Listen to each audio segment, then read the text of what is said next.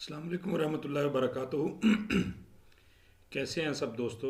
उम्मीद है कि आप सब ठीक होंगे। तो आज हम बात करेंगे जी वॉलीबॉल के ऊपर। थोड़ा सा हम इसका हिस्टोरिकल ओवरव्यू लेंगे और उसके साथ साथ कुछ ऐसी चीज़ें भी डिस्कस करेंगे जो इससे पहले आपने कभी भी नहीं सुनी होंगी, बेशक आप वॉलीबॉल के प्लेयर ही क्यों ना हों।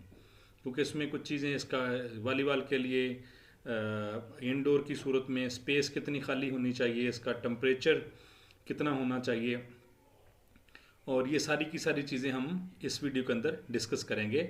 और कुछ कोर्स के बारे में और कुछ लिब्रो के बारे में। ये आपकी आज वाली वीडियो बहुत ही इंटरेस्टिंग होने वाली है।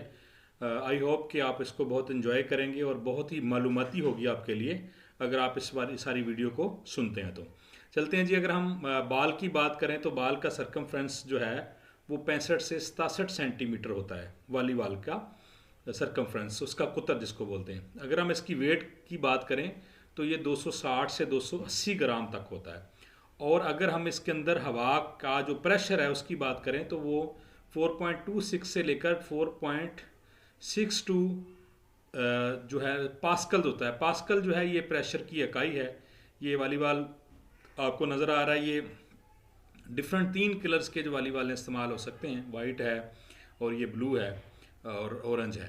तो इसके साथ साथ आगे हम बात करें कोर्ट की, जो सबसे अहम चीज़ है, तो वहाँ पे इसकी जो लंबाई वाली लाइनें हैं उसको साइड लाइन बोलते हैं और जो चौड़ाई वाली लाइनें हैं उसको एंड लाइन बोलते हैं। अगर हम इसकी विड्थ की बात करें तो ये 9 मीटर है। और अगर हम लंबाई की बात करें, लेंथ की बात करें, जो शायद आपको कर्सर यहाँ पे नज़र आ रहा है, ये यहाँ से लेकर ये जो बॉक्स है, यानी फ्रंट जोन, बैक जोन, ये फ्रंट जोन और ये बैक जोन, ये वह सारे के सारे जो बॉक्सेस, ये लंबाई जो है वो 18 मीटर है। अच्छा, इसके साथ साथ हम कुछ चीज़ों का और भी ऐड करते जाएंगे। नीचे लिखी हुई है फ्री जोन है। वॉलीबॉल के अंदर फ्री जोन कितने होते हैं? तो फ्री जोन दोनों साइड लाइन जो है उनके बाहर 3 से 5 सेंटीमीटर जो है फ्री जोन है। वो इसलिए है कि अगर खेल के दौरान खेलते हुए बाल किसी खिलाड़ी को लगने के बाद वो उस जोन में भी चला जाए तो वो उसको खिलाड़ी उस बात को खेल सके, उसको दोबारा गेम के अंदर ला सके। और उसके साथ साथ खिलाड़ियों की तब्दीली का जोन होता है जो कि फ्रंट जोन के बराबर होता है। और अगर लिब्रो की तब्दीली का जोन की बात करें तो वो बैक साइड जो होती है, जो यानी कि फ्रंट जोन नहीं, बैक जोन के बराबर होता है, क्योंकि लिब्रो अगले से नहीं खेल सकता है। लिब्रो को इंशाल्लाह हम आगे डिटेल से डिस्कस करेंगे। उसके साथ साथ है सर्विस जोन।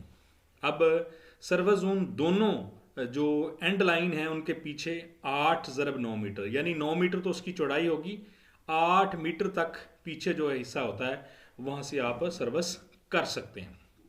खिलाड़ियों की तब्दीली का जोन है। उसके साथ साथ पेनल्टी एरिया है, जहाँ पे किसी खिलाड़ी को सज़ा के तौर पर अगर सज़ा दी जाए, उसको बेंच से उठा दिया जाए तो वो पेनल्टी एरिया में बैठेगा। वार्म अप एरिया है 3 × 3 मीटर का। पेनल्टी एरिया 1 × 1 मीटर का होता है और वार्म अप एरिया 3 × 3 मीटर का होता है, जहाँ पे खिलाड़ी जो है मैच से पहले वहाँ प्रैक्टिस कर सकते हैं और कोर्ट के ऊपर भी कर सकते हैं with the permission of umpire या रेफरी। फ्री जोन हो गया, सर्विस जोन हो गया, चेंजिंग जोन हो गया। चेंजिंग यही है जिसमें खिलाड़ियों की तब्दीली का जोन है। जो आम खिलाड़ी हैं वो फ्रंट जोन से चेंज होंगे, लेकिन जो लिब्रो है वो बैक साइड से चेंज होगा, यानी फ्रंट जोन से नहीं होगा, बैक जोन से होगा। ये जो आपको शायद नज़र आ रहा हो यहाँ पे, ये जो, और खिलाड़ियों की पोजीशन भी बताई गई है कि कौन कौन फ्रंट रो के खिलाड़ी कौन से हैं और बैक रो के खिलाड़ी कौन से हैं। नंबर 4 पे आ गया लिब्रो चेंज जोन। ये तो मैंने बता दिया आपको कि फ्रंट बैक जोन से लिब्रो चेंज होंगे। लिब्रो कब आया? 1999 के अंदर लिब्रो आया। अब एक से ज़्यादा 2 लिब्रो होते हैं। अब लिब्रो क्या कर सकता है, क्या नहीं कर सकता? लिब्रो जो है वो बैक साइड पे ही खेल सकता है, यानी बैक जोन के अंदर खेलेगा। फ्रंट जोन में उसकी जब उसका नंबर आएगा रोटेशन के अंदर, वो बाहर निकल जाएगा, उसकी जगह कोई और खिलाड़ी आ जाएगा। अब बैक जोन के अंदर भी 3 पोजीशनें हैं, ठीक है। अगर आपको यहाँ पे नज़र आ रहा हो तो आप ये देखें कि ये फ्रंट जोन है, ये बैक जोन है, ठीक है। सॉरी, ये फ्रंट जोन है, ये बैक जोन है। इसी तरह ये फ्रंट जोन है, ये बैक जोन है। तो पहली रो के खिलाड़ी जो हैं, ये देखें सेकंड रो में बैक जोन के अंदर 1, 6 और 5 ये पोजीशनें हैं खिलाड़ियों की, और फ्रंट जोन के अंदर 2, 3, 4 हैं। तो ये बैक साइड पे तो खेलेगा लिब्रो, लेकिन 1 पे नहीं खेल सकता। ये आपने याद रखना कि जब कभी भी आपको टेस्ट के अंदर या इंटरव्यू के अंदर सवाल पूछा जाए तो लिबरो जो है वो 5 और 6 की पोजीशन पे खेल सकता है, क्योंकि वन पोजीशन पे जो होगा वो सर्विस करेगा।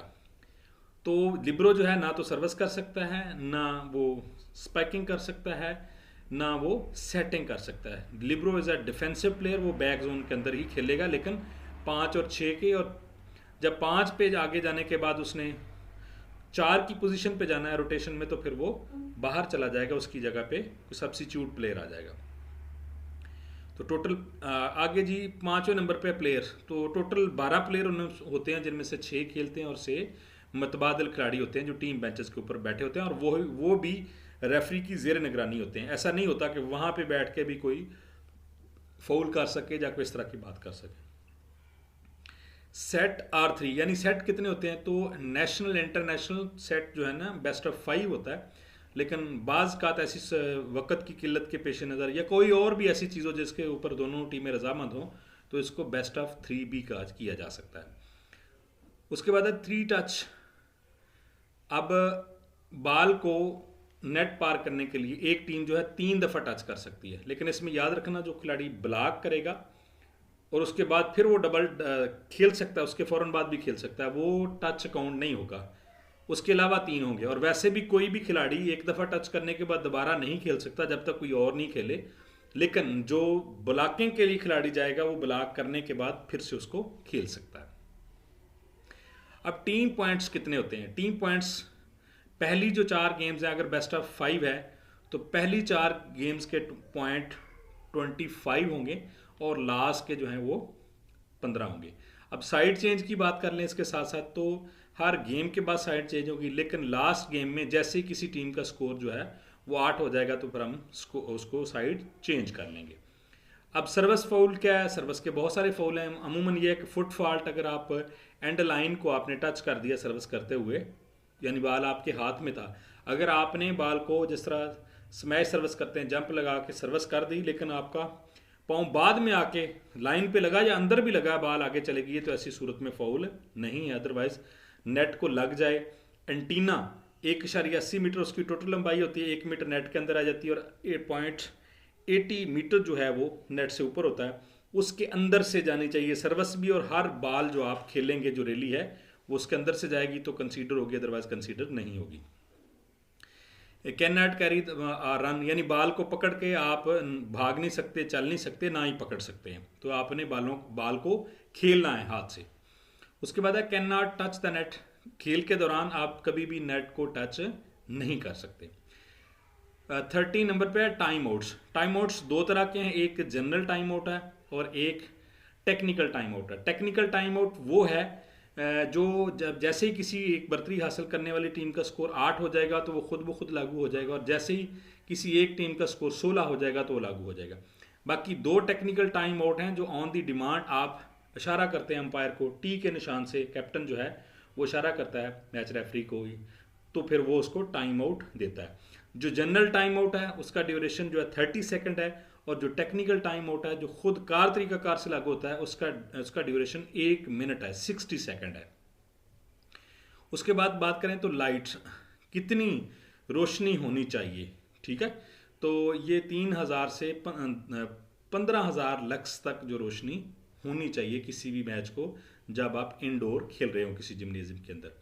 अगर हम फ्री स्पेस की बात करें तो 7 मीटर तक, यानी आप इंडोर के अंदर इंडोर आप मैच खेल रहे हैं तो 7 मीटर बुलंदी तक कोई भी रुकावट नहीं होनी चाहिए, और मुनासिब रोशनी का बंदोबस्त इसीलिए किया जाता है। अमूमन 4 लाइट्स लगी होती हैं रोशनी के लिए, और जो टेम्परेचर है वो 16 से 25 डिग्री सेंटीग्रेड टेम्परेचर जो है वो होना चाहिए वॉलीबॉल को खेलने के लिए।